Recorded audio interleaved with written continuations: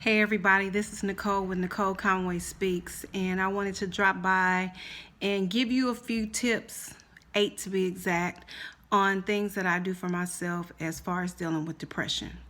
One, I create a to-do list of things that I need to do the following day.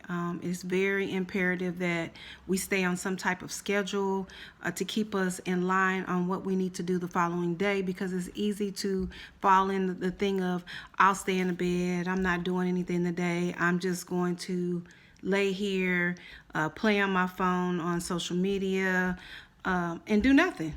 It's so easy to do that. So when you put a list together, and be reasonable with yourself with your list. If you have 10 things you know in your mind that you need to get done, do 5. Do 5 one day, and on the following day do the other 5.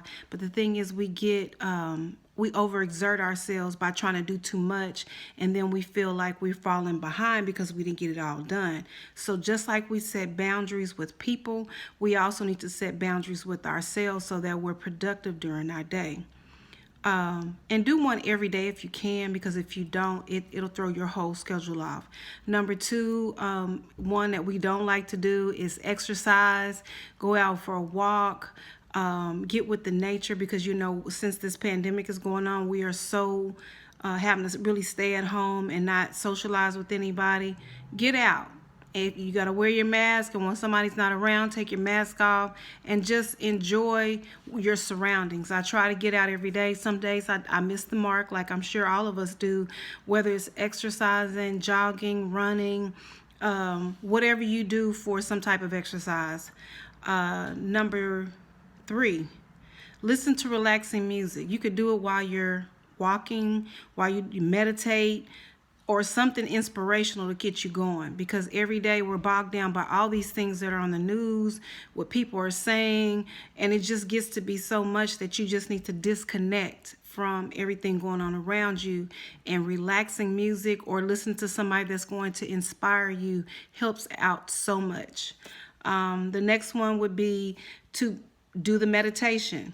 Like first thing in the morning, if you just start breathing in and out and take your time to breathe, because I know with anxiety you lose your breath and it's hard to get it back. So taking time to breathe, because I know we get so busy doing everything that we don't take the time to just take some breaths, and we let everything that's going on in our heads consume it, and then you forget your breathing and how to breathe and the rhythm, and everything is thrown off. Something that I also notice, and I have to check myself during the day, and it may be something you have to do, is you get so bogged down on things that are going on, and you get the depression is kicking in, and you catch your shoulders being up real high, maybe clenching your teeth, squeezing your butt cheeks real tight, and not like just kind of dropping your jaw and just letting it all out, because we carry that around all day, and then when we realize, oh, I wonder why I have a headache, or I wonder why I'm hurting, it's because we've been tensed up all day. Relax. Take time to breathe. Sometimes you just need to cry. On Mother's Day, this was the first Mother's Day without my mom, and I cried off and on all day. Was it a great place to be in? Maybe not, but sometimes you just have to sit in your feelings and go through the emotions and feel it out until you get through it.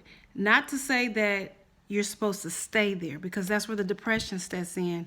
I gave myself one full day to just let it all out and cry and not understand why. A whole full day. The next day I was determined to get up and say, I'm not doing this day 2. There's a day 1, and I'm gonna leave it at day 1. People always say, well, you shouldn't stay, like you shouldn't get into that spot, and what's wrong with it? Sometimes we just need to feel what we feel, because growing up, as a kid, sometimes you would start crying and your mom would say, stop crying, and you stuff it in. Sometimes you just need to let all of that out, because it's just building up and it's just being depressed until you explode. Let's see. Loneliness is huge right now, especially with this quarantine and this pandemic.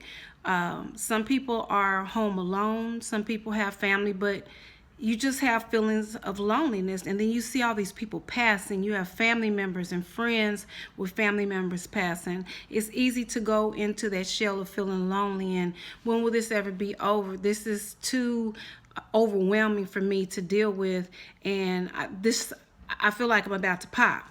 So find time to create FaceTime chats with your friends that you know that are very supportive. FaceTime happy hour with your friends. Once a week or every other week, I try to get together with a group of friends and we do a FaceTime happy hour. We have the best of times. We get to talk about everything that we would talk about if we were really together in a happy hour. Issues we may be dealing with, whether it be marriage, kids, or whatever, we're able to just let it all loose and talk and laugh and listen to music, and it's fun. You still feel connected with the people even though you're far away. And maybe even do a FaceTime and watch performance together. Something that comes on. It could be a battle, a versus, like when Jill Scott and Erykah Badu did theirs.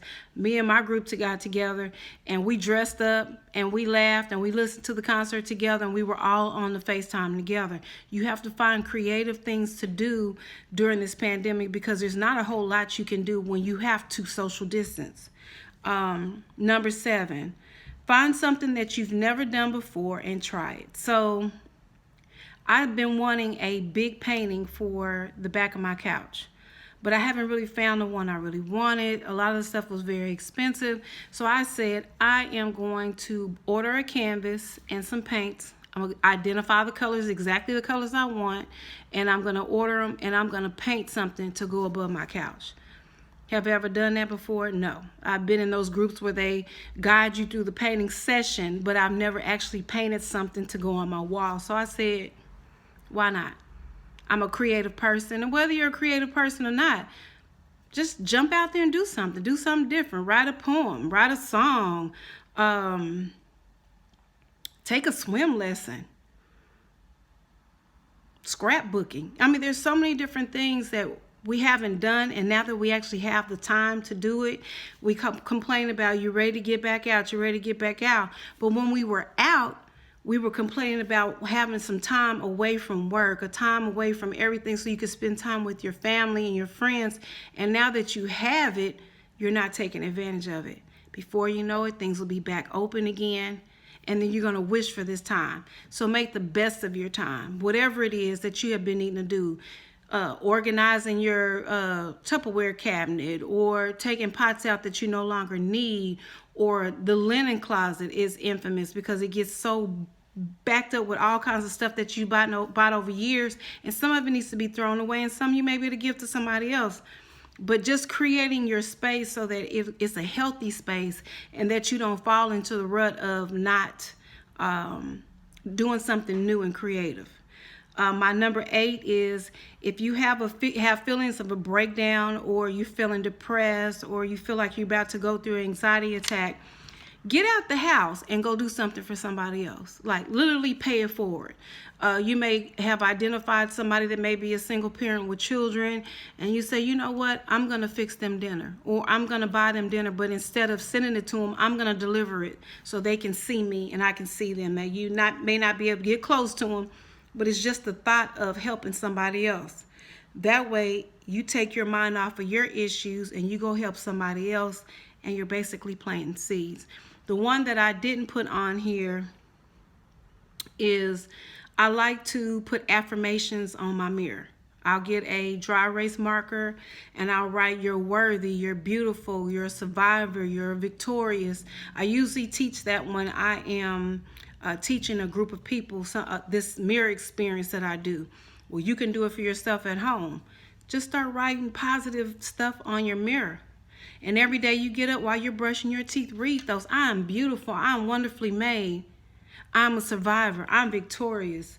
I'm going to succeed. I'm going to be greater after this is over. It's basically talking to yourself, because as you're reading it, you're looking at yourself.